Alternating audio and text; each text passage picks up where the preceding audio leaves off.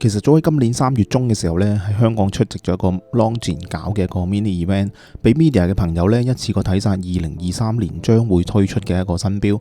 不過呢，我當日呢就太過專心，冇拍到任何嘅嘢，因為呢我都想保持住一啲神秘感。而當日嘅發佈入邊呢，我都向 Longines 表示咗最吸引到嘅錶款，亦都因為咁啦 ，Longines 所以就借出咗手錶，方便我哋 Watch Catalog 拍攝嘅。咁分別就有190週年嘅一個續作啦，以及 Flagship Heritage 嘅一個 Moonphase 嘅錶款。咁而我分別咧都會講一下點解我會咁中意呢兩隻錶呢？正如我經常都喺個 channel 入邊講，玩錶嘅人呢普遍都好中意 Longines 嘅，因為佢有歷史啦，有技術，復刻嘅錶款好好玩，錶款呢亦都好多元化。又攞一攞自己嘅一個收藏先。我自己都係俾呢一隻嘅 Tuxedo 嘅款式吸引咗，都唔夠，買埋一個3針版，儲成咗一對。而最近呢，都買咗隻 Longines 俾我嘅太太添。所以 Longines 喺全球嘅 market share 呢，一直都屬於頭位嘅牌子嚟嘅。咁講翻呢一集先啦，我想介紹嘅呢一款，算係今年新款入邊呢，我都最有興趣嘅一隻噶啦，190週年嘅一個續作錶。咁其實呢一隻錶呢，係仲未正式發售嘅 The Longines Master Collection Small Second 嘅。咁但係 Longines 嗰邊呢話可以預先去介紹呢一隻錶嘅。咁雖然呢一代呢同上一代你睇起嚟好似差唔多咁，但係其實你攞上手嘅話呢，好明顯就 feel 到佢有一個明顯嘅分別噶啦。上一代其實就40mm 嘅，咁之前已經有好多朋友啦留言啊，以一隻 Jazz Watch 嘅款式嚟講呢，好似大隻咗啲喎。咁今代呢 38.5mm， 相信對大部分嘅朋友嚟講呢，呢一個都算係一個完美嘅 Jazz Watch size 噶啦。咁個厚度呢，就只有10.2mm 啦，都算幾唔錯。所以呢 event 嗰一日呢，就算冇上一代作一個比較呢，就咁睇呢，我已經覺得成隻錶呢好和諧嘅喎。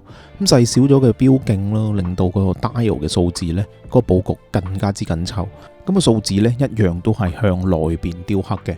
咁雖然你睇得出係用機雕噶啦呢啲，咁但係一樣都係一個誠意嚟噶嘛。咁另外呢，其實我覺得呢，好聰明咁加入咗個小秒針呢個盤啦，令到成隻錶整體個設計呢更加之好睇嘅。更加緊要嘅就係呢 automatic 呢個字呢，只係少少咁隱藏喺呢個 sub-dial 入邊，所以令到我覺得呢，我更加中意呢一代嘅版本嘅。咁有別於上一代啦，暫時呢只有不鏽鋼嘅版本先。而錶盤嘅話呢，有3個選擇，唔係淨係顏色上嘅分別，3個錶盤嗰個處理呢都唔一樣嘅。咁如果以最近嘅一個 trend 啦，一定係三文魚色呢個面呢最為吸引噶啦。嗰個錶底呢，一樣都有透底啦，方便睇翻一個 L893嘅一個自動機芯嘅。咁成日都諗啦，如果有朝一日呢，類似呢個款呢，推出一個手上鏈版呢，作為一個 option 咯，即係可能有啲錶可能會有自動版同埋手上鏈版嘅選擇，一定會讀到唔少嘅 die hard fans 嘅。咁錶帶呢，同上一代其實好接近嘅，都係一個鱷魚皮啦，配一個接扣。老實講，呢條鱷魚皮個 quality 呢，絕對你就咁睇呢，都已經係一啲高級牌子嘅級數噶啦。諗戴上手嘅感覺呢，嗱真係就係爭過 1.5mm 呢一隻呢，以 Jazz Watch 嚟講呢，幾完美噶啦。咁搞到呢，我都喺屋企着翻啲西裝恤衫呢，俾大家感受一下，如果着住嘅話呢，有咩感覺？咁睇起嚟呢，其實真係幾有名貴手錶嘅一個味道嘅。咁因為呢，同價位呢，基本上呢都好少對手噶啦，可以提供到呢一種好貴氣嘅一個味道。就算出席一啲比較重要嘅一啲場合呢，帶出嚟呢一啲都唔失禮嘅。咁定價方面呢，其實就仲未有嘅。咁但係聽聞呢，就係大約港幣2萬蚊左右啦。咁有興趣嘅朋友呢，記得留意翻個官網啦，因為到時候呢，記得先預約咗先去睇錶，免得呢白走一趟嘅。咁我哋 Watch Catalog 呢個 channel 呢，誠意推介呢一隻嘅，真係好靚好靚。咁又唔係話另一隻唔夠靚，只不過兩隻揀呢，我就會揀190週年嗰隻啦。咁而另一隻嘅話呢 Flagship Heritage 嘅一個系列啦，咁一直都話啦 Longines 嘅復刻錶呢，就真係好毒嘅，包括自己失咗手嘅嗰兩隻啦，都係復刻款嚟嘅。咁同樣啦，喺發佈會嘅嗰日啦，已經留意到呢一隻 Longines Flagship Heritage Moonphase 嘅一個款式啦。有人可能會問啦，其實都係一隻普通嘅 Moonphase 錶啫，有咩特別呢？咁但係其實我哋睇一隻手錶呢，係整體散發出嚟嘅嗰個味道嘅，透過錶盤嘅設計啦、顏色啦、牌子嘅歷史啦，成個手錶有幾堅持嗰個 vintage 設計嘅味道。講就好似好簡單，但係呢真係唔係個個牌子可以做得到。就算有嘅話呢，都已經係天價嘅一啲牌子啦。而呢一隻呢，就係復刻翻當年1957年 Flagship 嘅設計啦。而 Flagship 呢個系列呢，早喺1950年呢已經誕生噶啦，係 Longines 第二個有自己命名嘅一個系列。咁之所以叫 Flagship 呢，大家知唔知呢？以前打仗嘅時候呢，主帥嗰艘船呢，都係會有支軍旗嘅，以作一個色變嘅。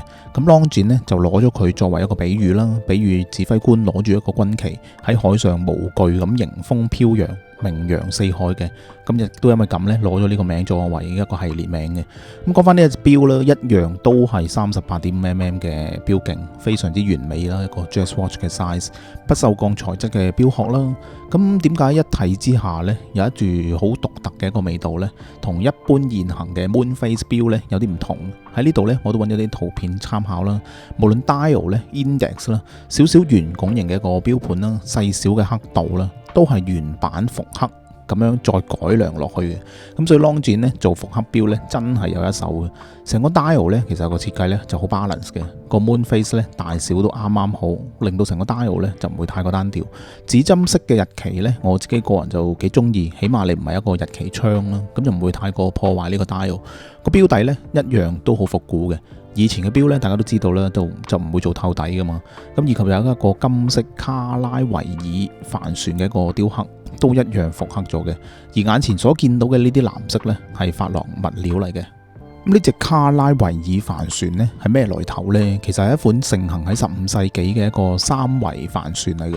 咁當時嘅葡萄牙呢，同埋西班牙嘅航海家呢，都普遍用佢作為一個海上嘅探險嘅。咁而呢款船呢，係當時葡萄牙政府嘅管理之下呢，開發出嚟嘅。咁以前嘅 Flagship 手錶呢，一直都有呢一個雕刻噶啦。咁直到依家呢，都保留咗落嚟嘅。咁入邊呢就搭載咗一個 L899嘅一個 Moonface 機芯啦。咁呢個款呢，其實有3個顏色選擇嘅，不過藍面呢，暫時就未 ready 提供拍攝，只可以喺呢度呢放一啲圖片俾你大家睇睇啦。不過咁啱得咁巧呢，我自己係偏向於銀色啦，同埋呢一個奶白色嘅。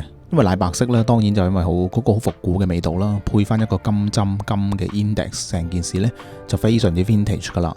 值得留意嘅就係呢，月相嗰個顏色呢，其實就襯翻嗰個指針嘅顏色嘅。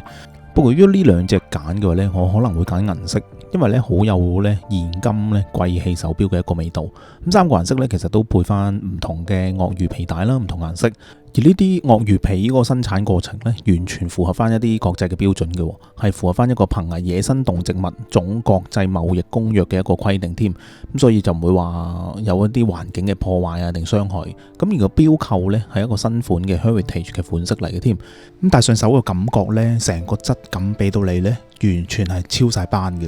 咁但係呢隻錶嘅定價呢，都只係港幣25,200蚊啫。而呢個價錢呢，做到呢一種貴氣嘅味道呢，我覺得都一啲都唔失禮。